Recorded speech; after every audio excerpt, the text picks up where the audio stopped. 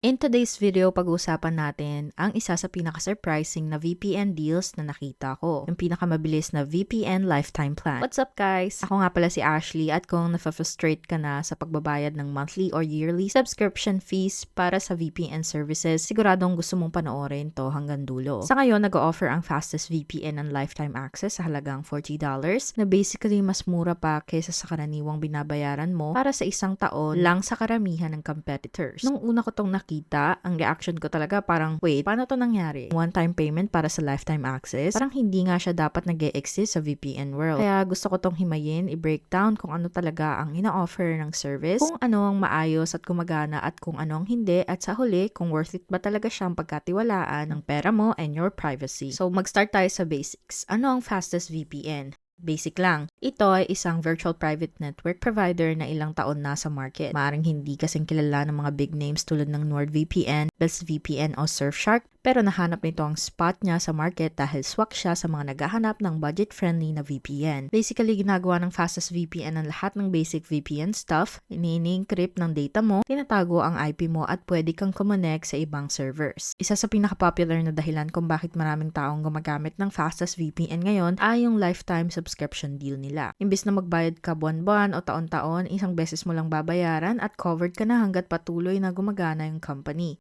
Bihira yan sa VPN world kasi karamihan ng providers recurring subscriptions ang ginagamit para kumita. Sige, punta naman tayo sa features kasi di sapat na maganda lang yung deal. Importante rin kung ano ang makukuha mo. Pinaka-highlight dito obviously ang lifetime access. Isang bayad lang, mga $40 at tapos na. Hindi mo na kailangan isipin ng renewal o tumataas na fees. Standout to kasi lifetime access tapos may servers na rin sa 30 plus countries. Medyo kulang lang kumpara sa Nord or Express na sobrang dami ng server. Enough pa rin to para sa mga popular na bansa. Pwede ka mag-connect sa US, UK, Canada, Germany, at ilang bansa sa Asia para ma-unlock ang content o mas-secure lang mag-browse. Pagdating sa security, gumagamit ang fastest VPN ng AES 256-bit encryption na tinuturing na military grade. Pareho to na ginagamit ng mga top VPN. Pinapangalagaan nito ang data mo whether nag-shopping ka online, nagbabanking o gumagamit lang ng free wifi sa airport or hotel. Isa pang key feature nito ay ang streaming support. Maraming gumagamit ng VPN para ma-access yung shows and movies na hindi available sa kanila. Pwede gamitin ang fastest VPN sa Netflix at Hulu, pero to be honest, minsan hindi siya kasing consistent ng mga premium services. Kung casual streamer ka lang na minsan gusto manood ng shows, okay na siya para sa'yo. Pero kung kailangan mo ng VPN, laging bukas lahat ng streaming platforms, baka medyo limitado ang fastest VPN para sa'yo. Isa sa mga cool features ng fastest VPN ay yung built-in extra protection, merong malware filter, ad blocker, kaya hindi lang basta tinatago yung IP mo, protektado ka rin sa mga malicious site at nababawasan yung annoying pop-ups and trackers habang nag-i-internet ka. Sa lifetime plan, pwede ka mag-connect ng hanggang 10 devices, sabay-sabay, sobrang generous kumpara sa iba. Pwede mong gamitin sa phone, laptop, tablet, at kahit i-share sa family mo nang walang hassle sa limits. Ang cool pa dito, compatible ang fastest VPN sa lahat ng main platforms tulad ng Windows, Mac, iOS, and Android. Pwede mo rin tong iset up sa router para bawat device sa bahay mo ay automatic na protected kahit hindi mo na-install ang app sa bawat isa. Isa pang importanteng feature ang kill switch. Parang safety net ito na automatic na puputulin ang internet connection mo. Kung biglang mag-drop ang VPN connection mo, pwedeng lumabas ang totoong IP mo nang hindi mo alam. Kaya super importante ang kill switch lalo na sa mga seryoso sa online privacy. At panghuli, pinapayagan ng fastest VPN ang peer-to-peer activity sa ilang servers na perfect para sa mga nagda-download gamit ng torrents. Hindi ng VPN providers pinapayagan ito. Pero sa fastest VPN, possible to basta nasa tamang servers ka. Sige, pag-usapan natin yung pros at cons para maging real tayo.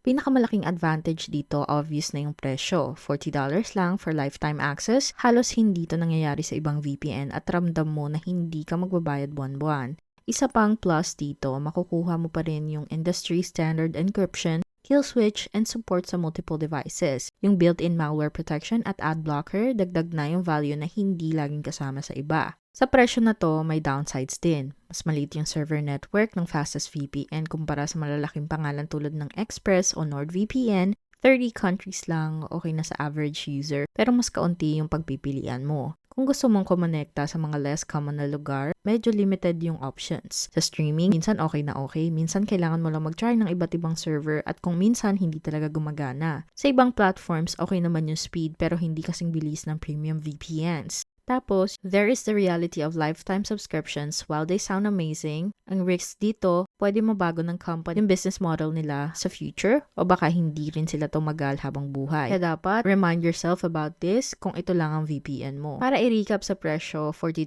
lang siya. Kung gusto mo i-check out, gamitin mo yung exclusive link namin sa description. Usually $600 are saving 93% right now and it's a $40 lifetime deal. Gusto ko rin sabihin na may 31-day money-back guarantee sila kaya kung subukan mo at hindi mo feel na swak sa ito, pwede mong i-refund yung pera mo at isipin mo $40 lang yan.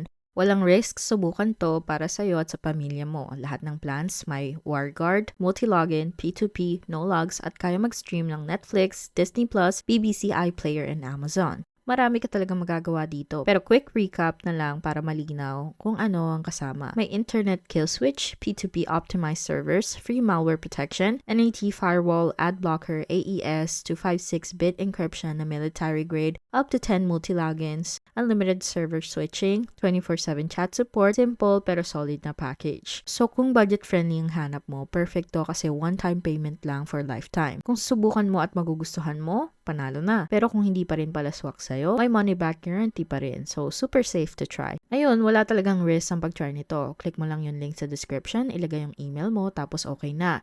May kasama na agad na 10 multi-logins at kung gusto mo pa mag-add ng devices, pwede naman $4 lang per extra device. Simple lang, di ba? Pwede ka rin mag-add ng dedicated IP for $1.49 per month. Tapos may port forwarding din for $1.20 per month. Piliin mo lang yung payment method mo and ayun, good to go ka na with the $40 lifetime deal. Simple lang, di ba? Kaya sobrang daming curious sa deal na to ngayon. Sobrang low risk, high reward talaga. Kung gusto mo lang ng affordable na way para ma-secure yung internet mo, kahit isang taon mo lang gamitin, pauwi mo na agad yung binayad mo kumpara sa mga subscription-based VPN. Again, yung link sa baba kung gusto mong i-check out. Gusto ko lang na mabilis i-compare yung fastest VPN sa ibang VPNs para aware ka. So, paano ba talaga siya nag-stack up laban sa mga bigger providers? Baka familiar ka sa ExpressVPN. That is considered the fastest at pinaka-reliable na VPN lalo na sa streaming and gaming. Pero isa rin siya sa pinakamahal.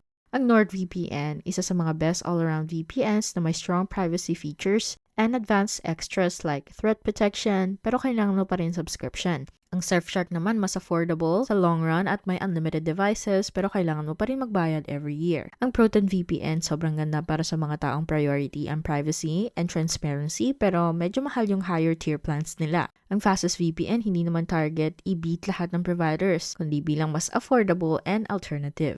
Yes, you are giving up some of the advanced features at malaking server networks. Pero ang bentahe nito, magbabayad ka lang ng isang beses tapos wala na ulit. Kaya sa dulo, sulit ba talaga ang fastest VPN lifetime deal? Kung budget conscious ka o sawa ka na sa paulit-ulit na subscription fees, oo, ito yung isa sa pinakamagandang deal na makikita mo sa VPN world. Para sa casual browsing, streaming, and basic online privacy, fastest VPN gets the job done. Ang maganda dito, pwede mo protektahan hanggang 10 devices sabay-sabay, kaya covered lahat ang digital life mo na hindi mo na kailangan mag-alala sa renewals. Pero kung madalas ka mag-travel, lagi ka nag-stream sa iba't ibang platforms o gusto mo talaga ng pinakamabilis na speed without compromise, mas okay siguro yung NordVPN o ExpressVPN para sa'yo. Sa huli, nasa kung paano mo gamitin at kung gaano ka kawiling gumastos. Pero sa totoo lang, grabe sulit talaga yung deal na to. Kahit paminsan-minsan mo lang gamitin, the $40 one-time fee pays for itself quickly. At may 31-day money-back guarantee pa sila. Kung hindi mo feel na hindi mo gusto yung VPN, pwedeng ibalik yung pera mo sa loob ng 31 days. Kung gusto mo subukan, click mo lang yung exclusive link sa description para makuha yung $40 lifetime deal. Gusto ko lang i-mention na affiliate link sa mga to, ibig sabihin may maliit kaming commission, wala naman dagdag na gastos from you. Kung gagamitin mo ang links namin, thank you so much in advance sa support mo. Tinutulungan kami nitong makapag-provide ng free content para sa'yo. Alam ko na medyo nakaka-overwhelm to minsan at parang ang dami-daming VPN options at promises na nakakalito. Pero ang totoo, hindi mo kailangan masyadong mag-overthink. Kung ang goal mo lang ay mag-protect ng privacy mo, safe na browsing, at iwas sa mga subscription fees, simple lang yan. Ang fastest VPN lifetime plan ay sobrang straightforward na solution. And that wraps up this video. Ang channel na to ay para tulungan kang gumawa ng smarter choices pagdating sa online privacy, security, and digital tools. Huwag kalimutan mag-like at mag-subscribe sa channel at mag-iwan ng questions sa comments below. Gusto naming makarinig ng feedback nyo. Maraming salamat sa panonood at kita-kits sa susunod na video.